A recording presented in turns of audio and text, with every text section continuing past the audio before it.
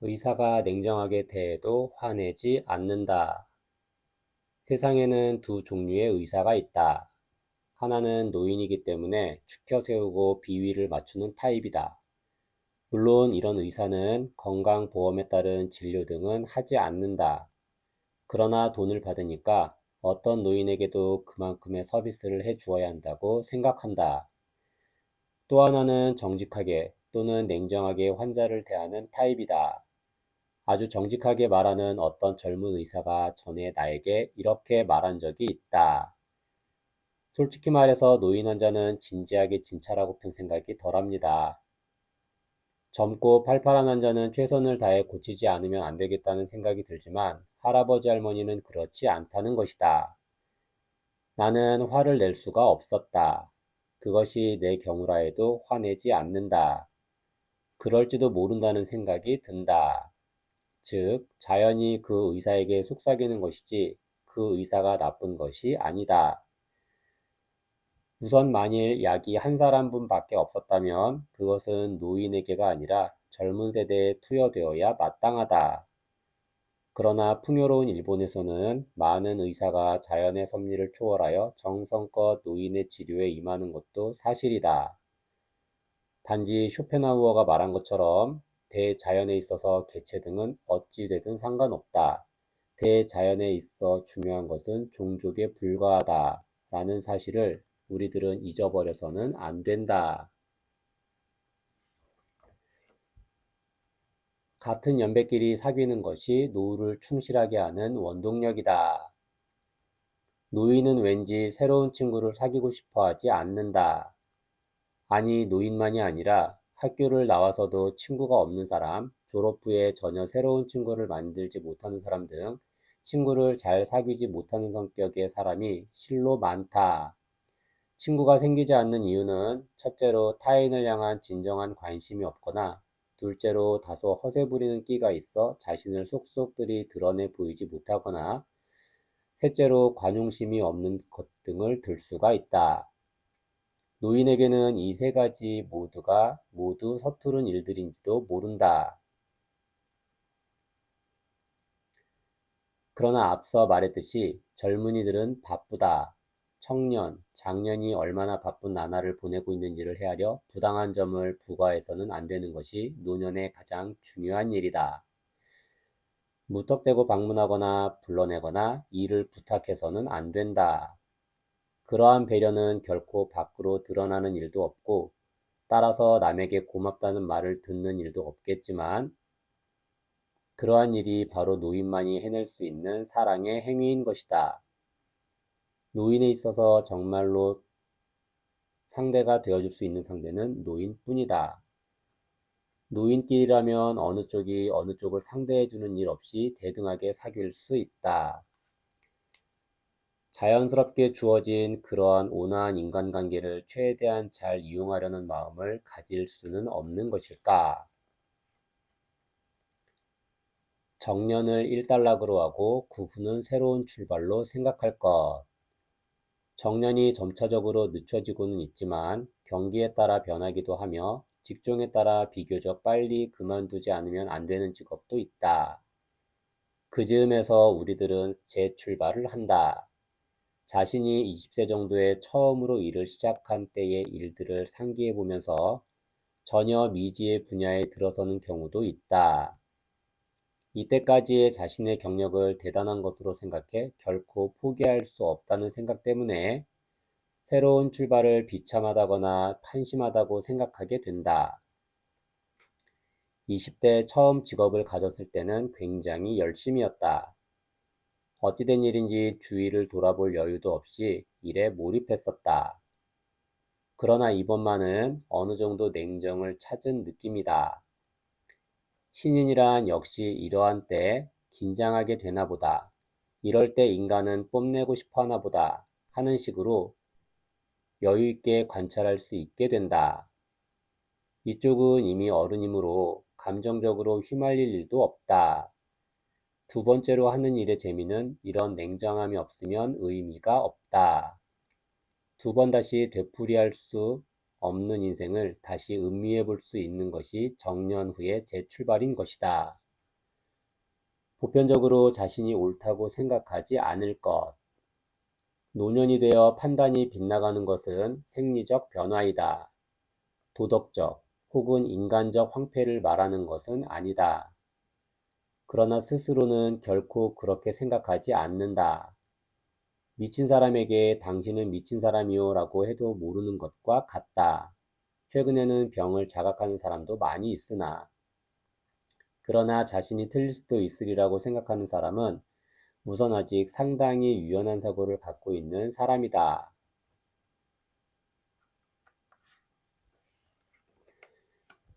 최고 연장자가 되어도 자신이 지배적 위치를 차지하려고 애쓰지 않는다.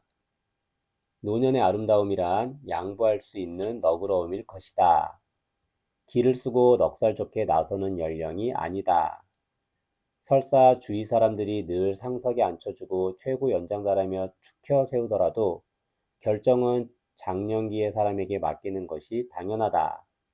왜냐하면 노년은 앞으로 무한정 살 수 있는 것이 아니기 때문이다. 그러므로 젊은 세대가 항상 결정권을 갖는 것이 마땅하다고 생각한다. 즐거움을 얻고 싶다면 돈을 아끼지 말 것. 무슨 당연한 소리를 하냐고 생각하는 사람도 있겠지만 노인은 이상한 말을 한다. 이렇게 매일 집에만 있는 것도 정말 따분해서 죽겠어. 그럼 친구분 집에 놀러 가지 그러세요.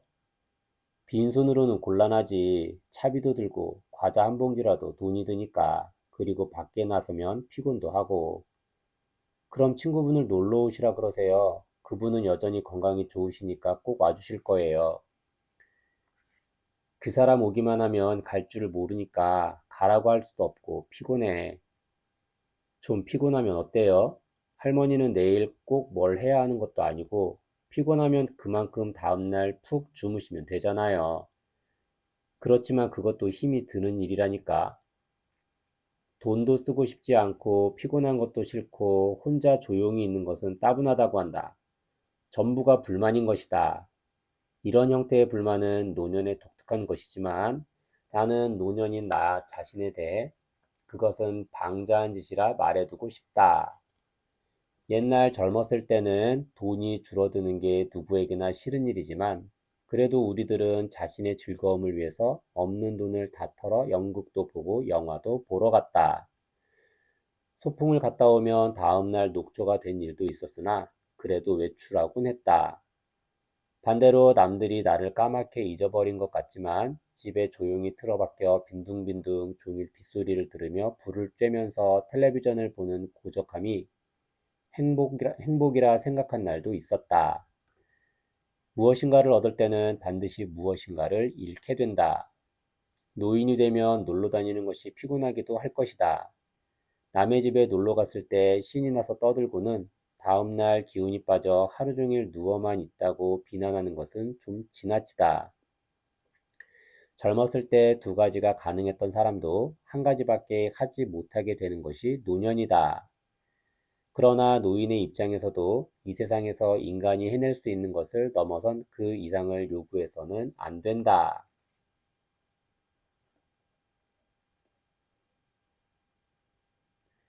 2. 생의 한가운데에서 혼자서 즐기는 습관을 기를 것. 남자 형제가 없었던 나는 결혼해서 아들을 두고 처음으로 남자들의 놀이와 여자들의 놀이가 다르다는 것을 알았다. 여자들은 영화 한 편을 보러 가거나 차를 마시러 갈 때도 친구를 부르고 싶어 한다. 혼자서는 연극을 보거나 식사를 해도 별 재미가 없다고 한다. 그렇지만 남자들은 혼자서도 자신을 위해 영화를 보러 가거나 술을 마시러 간다. 우리 집의 경우 같은 영화를 보는데도 일부러 아버지와 다른 날을 정해 따로따로 가는 아들을 보고 재미있어 했다. 10대 후반이 되면 아버지와 함께 걸어가는 모습을 친구가 보지 않았으면 할 것이고, 영화를 보는 것이 목적이라면 곁에 사람이 없는 편이 더 집중이 잘 될 것이다. 여성이 혼자 즐기는 것에 서투른 것은 사회적 배경에 기인한다고 봐야 할 것이다. 가정생활에 직접적으로 필요가 없는 일에 가족을 남겨놓고 혼자 다니는 것은 오히려 사회적 시선도 곱지 않았을 것이며, 여성이 이런저런 일로부터 몸을 지키기 위해서는 늘 누군가와 함께 있는 것이 안전했다. 정말로 그 대상에 흥미가 있다면 혼자서 몰두하게 마련이다. 연애나 섹스를 친구와 함께하는 사람은 없을 것이다. 도자기 흙을 매만질 때 나는 친구와 함께 있어도 혼자 있다는 생각을 한다. 혼자서 즐기는 습관을 들여야 한다. 나이가 들어가면 친구들도 한 사람 한 사람 줄어든다. 살아있어도 어딘지 몸이 나빠지든가 해서 함께 놀 수 있는 친구는 줄어들고 만다. 아무도 없어도 어느 날 낯선 동네를 혼자서 산책할 수 있는 고독에 강한 인간이 되고 싶다. 손자들이 무시하는 경우가 있어도 심각하게 생각하지 말 것. 노인은 몸이 쇠약해지고 머리가 노화됨과 더불어 새로운 지식에 따라갈 수 없게 됨으로써 종종 손자에게 무시당한다고 생각한다. 그러나 그것은 전혀 그렇지 않다. 극히 드문 경우를 제외하고는 노인들은 대개 10대 후반 정도의 아이들을 지식적으로나 운동적으로 따라갈 수가 없다. 수학이나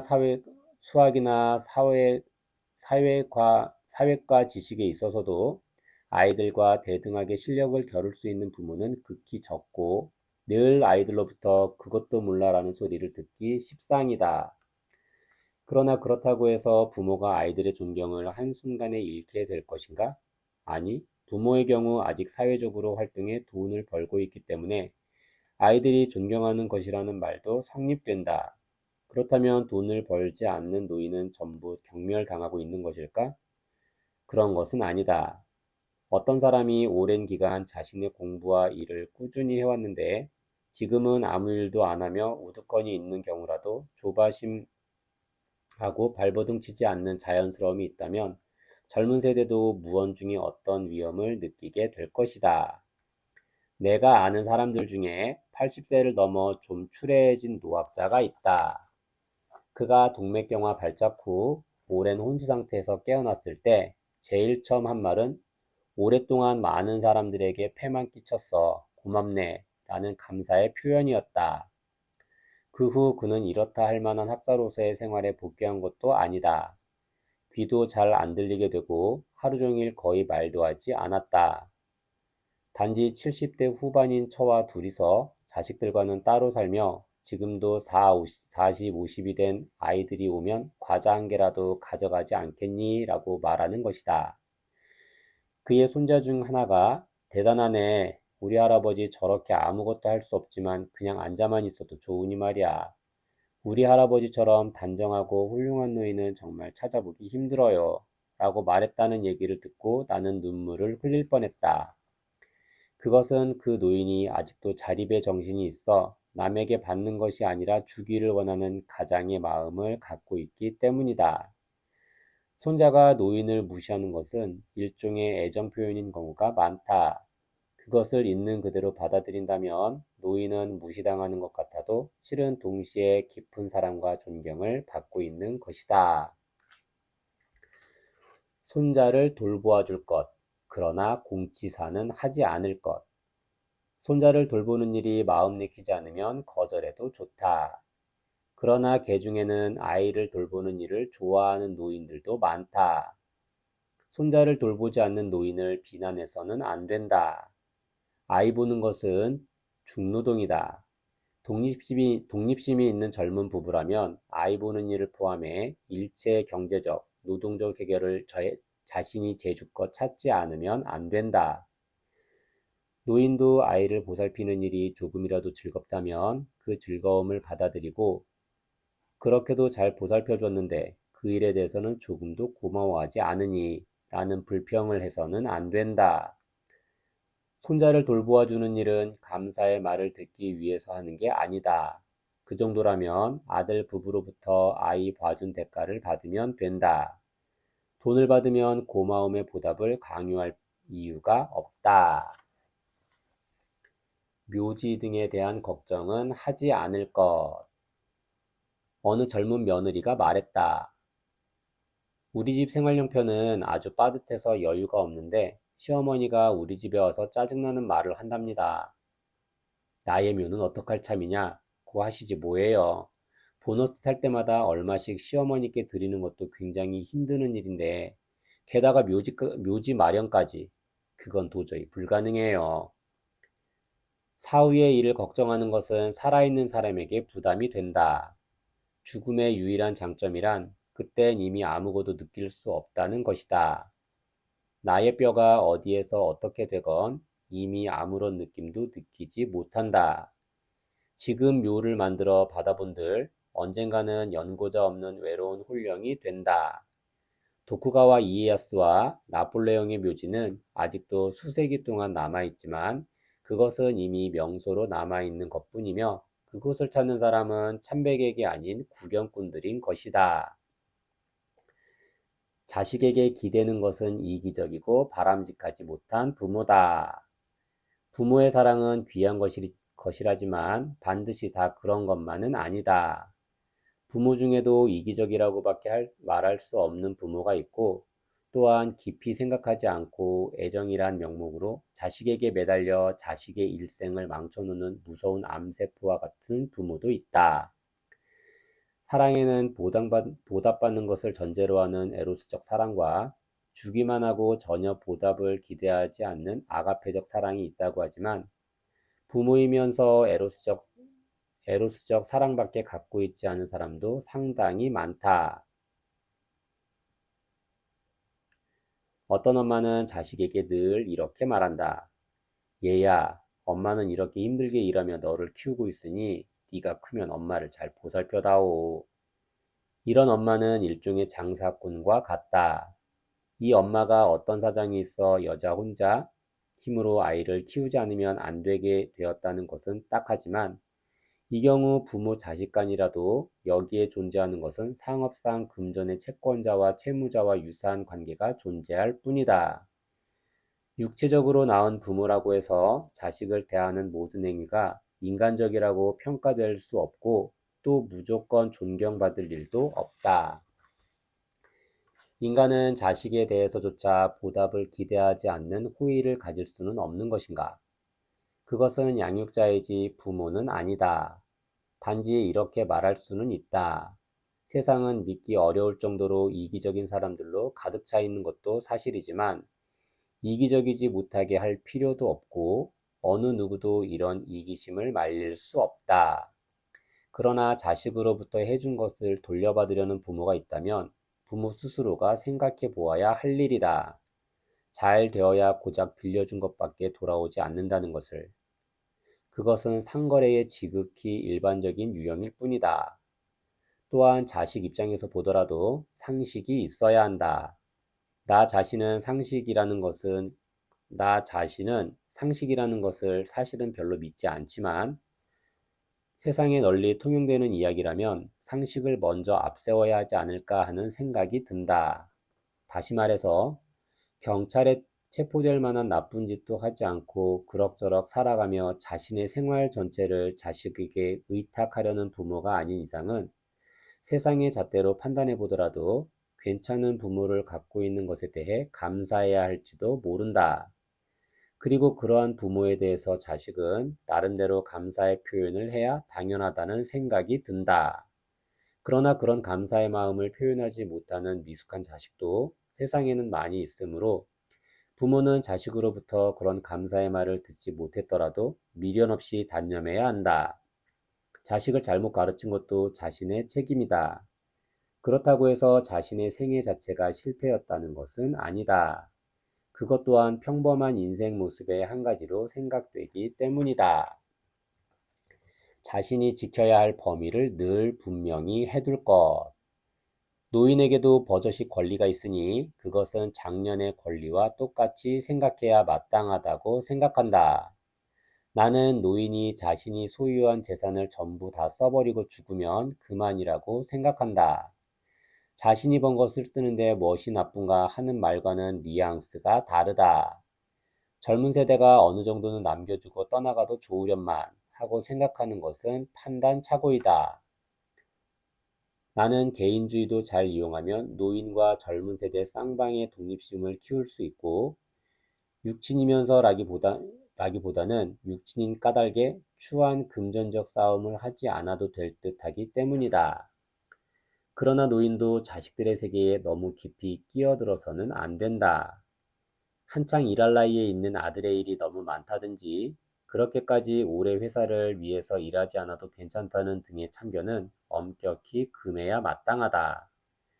40, 50이 된 아들의 친구가 집에 놀러 왔을 때 일일이 인사하기 위해 나오거나 함께 이야기하는 것도 옛날부터 상당히 친근한 사이가 아닌 한 해서는 안 된다고 생각한다.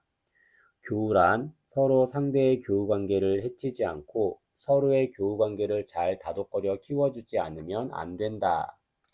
노인은 소개받았을 때만 조용히 웃으며 인사하면 그만이다. 자식이 30세가 넘으면 20세를 넘어도 마찬가지이지만 더 이상 그 생활 전반에 주의를 주거나 비판할 필요가 없다는 생각도 든다. 잘못되면 당사자가 그 책임을 지고 비싼 수업료를 냈다고 생각하고 괴로워하면 그만이다. 그래야만 그는 현명해진다. 부모가 할 수 있는 일은 기도하는 것밖에 없다고 생각한다. 그리고 가령 자식이 범죄자가 되어 세상에서 완전히 버림받았을 때는 일체의 비판을 삼가고 조용히 도와주면 그만이다. 부모만이 이 세상에서 그런 상황일 때 비판을 버리고 구제하는 것이 허락되는 유일한 존재인 까닭이다. 그러나 그런 상황이 되기 전까지 부모는 자식에게 간섭해서는 안 된다. 자식의 사업상의 편의, 권세, 친구 등을 이용하려 한다든지 결혼이나 취직 등 자식의 운명을 결정할 수 있는 결단에 간섭해서는 안 된다. 그것은 서로가 최후까지 독립적 인격을 잃어버리지 않기 위함이다. 교제 범위나 매너를 젊은 세대에게 강요하지 말 것. 시집 쪽 사람들에게 비교적 순수한 애정을 갖고 있는 노부인이 있었다. 그 부인은 자신이 새댁이었던 때부터 계속해온 교제의 관례를 지키고 자기의 아들 부부에게도 그것을 답습시키려 했다. 그러나 아들의 세대는 친척들에게 이미 모친과 같은 친근함을 갖고 있지 않았다. 노부인 쪽에서 본다면 시누이지만 노부인의 아들과 시누이들의 아이들은 사촌일 따름이다. 사촌지간에는 마음에 맞는 사람과 맞지 않는 사람이 있게 마련이다. 마음이 맞지 않는 사촌과 친한 척하라고 한다면 아들 부부에게 귀찮을 따름이다. 노인과 젊은이는 본디 생각하는 세계가 다르다. 결코 서로의 교우 관계를 강제로 강요하거나 금지하거나 해서는 안 된다. 서로가 그들 나름의 지인, 친구에게 예의를 표하고 주제넘게 나서서 지장을 주지 않도록 삼가며 부모를 위해서 혹은 자식을 위해서 환영하고 있다는 것을 얼굴이나 태도에 나타내며 대접해야 할 일이다. 특히 노인에게 찾아오는 손님에 대해서는 가족 중에서도 우선권을 부여해 주었으면 싶다. 노인에게 친구는 대단히 소중하며 행동이 부자연스러우면 서로 방문하고 방문받는 것에 대해 젊은 세대의 이해가 필요하기 때문이다. 각자 사회생활의 분야를 예의 바르게 지켜야만 노인도 자립된 생활을 하고 있다고 말할 수 있다.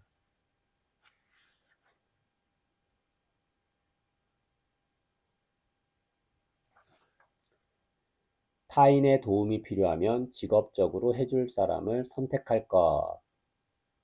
나이가 들면 자연히 남의 손에 빌릴 일이 많아진다. 단지 그런 경우 다소라도 자신에게 경제력이 있다면 가능한 한 타인의 호의를 기대하지 말고 일로 생각해 직업적으로 받아들여 해줄 수 있는 사람을 구해야 한다.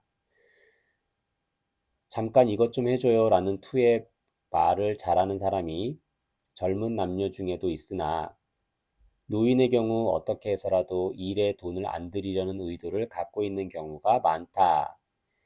가정부를 부를 수 있는 돈이 있어도 친척 중에 젊은이를 불러 일을 시키거나 택시를 탈 경제력이 있어도 어떻게 해서라도 차를 갖고 있는 사람에게 한 푼도 안 들이고 자가용 차를 이용하려 한다. 그 정도뿐이라면 그것을 능란한 처세술의 한 가지 요령이라고 말할 수 있을지 모르지만 노인의 경우는 제거하지 않으면 안 된다. 왜냐하면 세상에는 의외로 득이 되는 일이 아니면 하지 않는 사람이 많기 때문이다. 노인을 돌보아 주어도 아무런 대가가 없다면 아무도 달갑게 여기지 않는다. 이렇게까지 쓰면 참으로 쌀쌀맞은 생각이라는 소리를 들을 것 같기도 하다. 그러나 분명 세상에는 결코 그런 사람만 있는 것은 아니다. 고령자를 잘 돌보아 주는 것 자체가 즐거움이라는 체험을 한 사람도 결코 적지 않을 것이다. 그러나 내가 노인이 됐을 경우 그러한 구분을 분명히 하고 싶다. 타인의 호의에 의지하면서 어물어물하다가는 자신의 자립심을 망가뜨리게 된다. 그런 마음을 갖는 것은 그렇지 않아도 독립해서 살아가기 힘든 나이인 노인의 약점에 더욱 박차를 가하게 될 수도 있다. 언젠가 다리가 부자유스러운 부인과 외국에서 동행한 일이 있다. 그리 자주 갈 수 있는 그런 곳은 아니었다. 그러나 그 부인은 토산품을 일체 사지 않았다. 그녀의 손에는 늘 손수건과 지갑을 넣은 조그만 헝겊 주머니만 있을 뿐이었다. 물건을 사시지 않는군요. 내가 말했다. 내가 물건을 들고 있게 되면 반드시 옆에 계시는 분이 제가 들어드릴까요? 라고 말씀하시게 되니까요. 그렇지만 조금이라면 괜찮지 않겠습니까? 괜찮지 않습니까? 내가 말했다. 그렇지만 건강한 사람도 나이가 들면 물건을 들지 못하게 되잖아요. 나는 특별히 내 다리가 불편하다 해서 물건을 살 수 없다고 생각하지는 않습니다. 그것이 노년의 일반적 모습이므로 그다지 속상하지도 않고요. 그녀는 그렇게 말하고는 웃으며 다시 말했다. 그 대신 나는 아름다운 경치를 잔뜩 보고 돌아갑니다. 누구보다도 많은 추억거리를 안고 돌아가는 것인지도 모르잖아요. 돈이면 다라는 생각은 천박한 생각. 앞에서 말한 것과 모순되는 것 같지만 전부터 내가 알고 있는 분인데 젊었을 때 시집 쪽의 사람들 탓에 몹시 경제적인 타격을 받은 노부인이 있다. 남편의 형제들을 학교에 보내주어야 했고 시어머니의 입원비를 전부 감당해야 했다. 남편 사촌의 처등은 시골에서 겨우 과자 한 봉지 정도 사들고 상경하여 일주일씩 머무르곤 했다. 그녀가 인간의 마음을 적어도 돈으로 표현할 줄 알아야 한다고 생각하게 된 것도 무리가 아닌 것 같다. 그러나 동시에 그녀는 인간의 마음이 단지 돈만으로 움직이는 것이 아니라는 것을 망각해버렸던 것이다. 그녀는 정말로 매사를 그냥 넘기는 성격이 아니어서 받은 물건은 반드시 답례를 생각하고 자신을 위한 지출은 아들들에게도 반드시 돌려주며 주변 사람들에게 많은 배려를 했다. 그리고는 다음과 같이 말했다. 내가 돈이 없게 되면 모두들 더 이상 내게 아무것도 해주지 않을 겁니다. 나는 그렇지 않을 거라고 했다. 누군가에게 친절을 베푸는 것은 즐거운 일이므로 순수하게 그 즐거움을 위해서만이라도 그녀에게 호의를 베푸는 사람은 반드시 있을 것이라고 했다.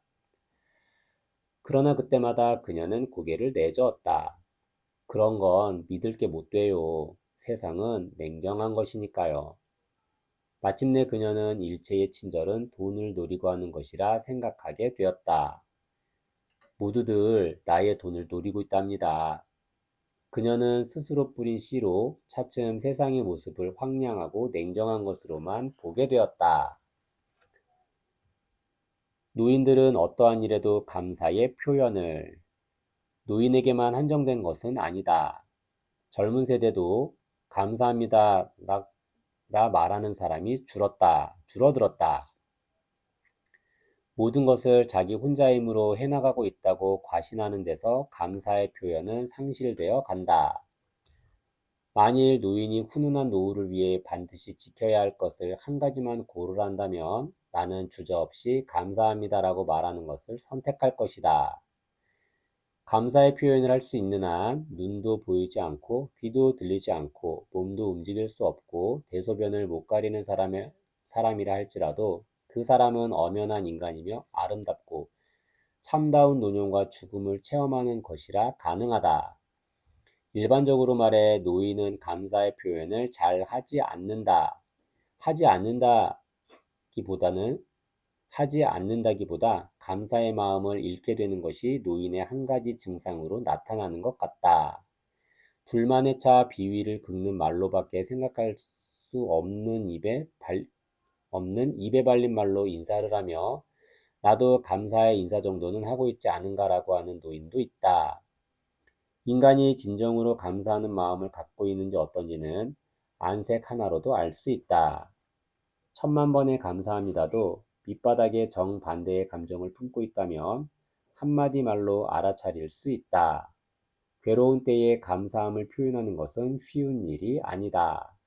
그러나 감사의 표현, 바로 그것이 최후에 남겨진 단 한 가지 고귀한 인간의 임무인 것이다.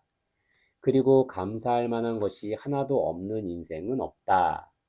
누구의 힘으로 여기까지 살아올 수 있었는가를 생각한다면 누군가에게 무엇인가를 감사할 수 있을 거라고 생각한다.